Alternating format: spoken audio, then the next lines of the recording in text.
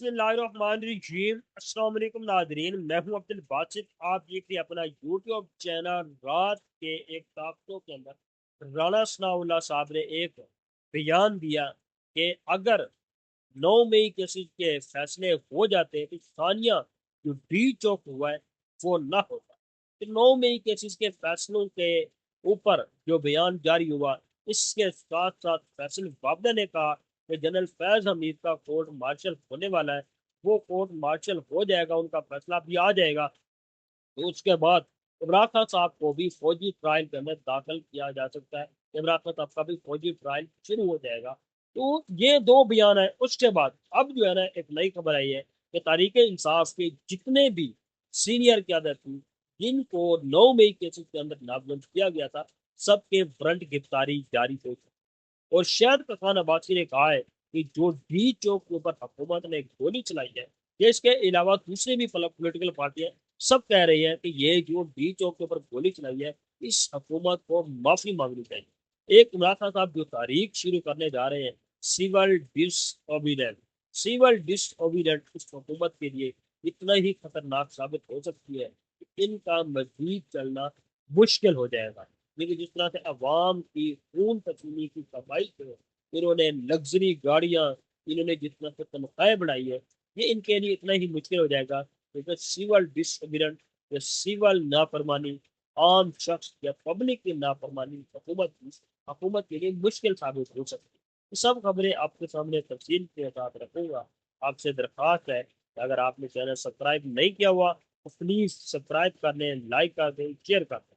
सबसे पहले जो राणा सनाउल्लाह ने रात को एक बयान जारी किया, राणा सनाउल्लाह ने कहा कि 9 मई केसेस के फैसले अगर हो जाते हैं तो उसके बाद क्या होगा कि जो तानिया डी चौक हुआ ये ना होता। इसका मतलब ये है कि इमरान खान साहब को सजा हो जाती।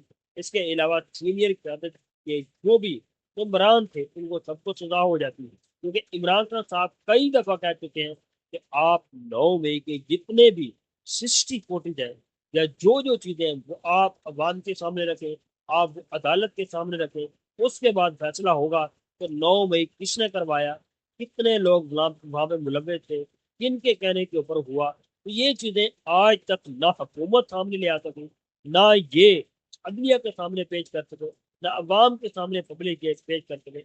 लास्ट जब ये तातार साहब ने कुछ वीडियो शेयर की, वो अवाम के सामने ऑलरेडी मौजूद थी। उसमें तरीके इंसाफ से लोगों को कह रहे थे कि आप अंदर न घुसे, आप ये सोच को ना करें, लेकिन ये ऑलरेडी हो चुकी थी बकौल तरीके इंसाफ। अब इस वक्त जो है ना, तरीके इंसाफ के जो सीनियर क्यादत है, सबके वारंट गिरफ्तारी जारी हो चुकी है। जो तरीके इंसाफ की सीनियर क्यादत है, जो तरीके इंसाफ को लीड करती है, तो इस वक्त एक बड़ा बयानिया जो बनने जा रहा है, क्योंकि एक तरफ हुकूमत बजीद है कि तरीके इंसाफ को दीवार के साथ लगाए जाएंगे, लेकिन हुकूमत खुद दीवार के साथ लगने जा रही है। इमरान खान साहब ने कहा कि अगर जो तरीके इंसाफ के जो कारकुन है डी चौक के ऊपर, जिन लोगों को इन्होंने गिरफ्तार किया, जिन लोगों ने इन्हें जेल के अंदर बंद किया, उनको रिहार नहीं किया जाता, इसके अलावा जो तरीके इंसाफ के कारकुन शहीद हुए हैं उनका सही डाटा नहीं आ जाता, तो फिर 14 दिसंबर के बाद पाकिस्तान के अंदर सिविल नाफरमानी ये जारी हो जाएगी और उसमें इस हुकूमत को बहुत बड़ा धचका लग जाएगा। वो धचका ये होगा, इस वक्त ना तो कोई ओवरसीज पाकिस्तान के अंदर इन्वेस्टमेंट के लिए तैयार है, इसके साथ साथ ना ही कोई दूसरा मुल्क पाकिस्तान के अंदर कोई इन्वेस्टमेंट करने के लिए तैयार है। और आगे IMF जो है ना, वो कड़ी शराइत के ऊपर लोन दे रहा है। इसके साथ साथ दूसरा मुल्क बिल्कुल तैयार नहीं है, तो इसको ना कोई लोन देने के लिए तैयार है, ना ही इन्वेस्टमेंट के लिए तैयार है। तो हुकूमत के लिए मुश्किलात से मुश्किलात होती जा रही है। अगर इमरान खान साहब सिविल डिसओबीडेंट का ऐलान कर देते हैं, सबसे पहले जो ओवरसीज पाकिस्तानी है तो उतना ही पैसा भेजेंगे जितना इस पब्लिक को या उनके घर वालों को राशन पानी चाहिए होगा।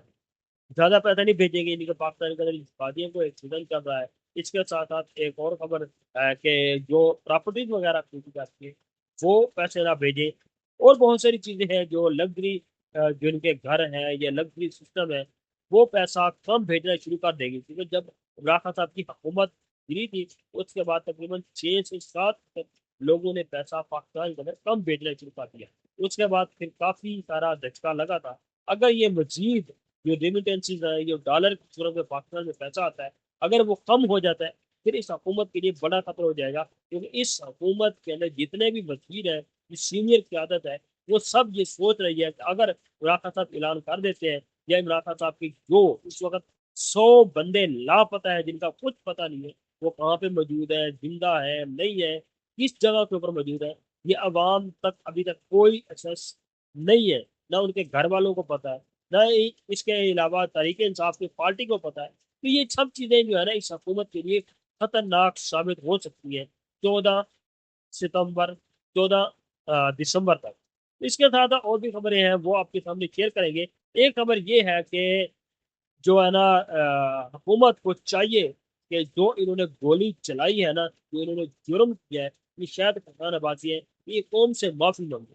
तो इस वक्त जितनी भी पॉलिटिकल पार्टी है ना, सबका एक ही सवाल है कि डी चौक पर गोली क्यों चला। डी चौक के ऊपर गोली चलाने वालों को, जो ये इन्होंने जुर्म किया है, अवाम से माफी मांगे, अवाम के मुतालबात माने।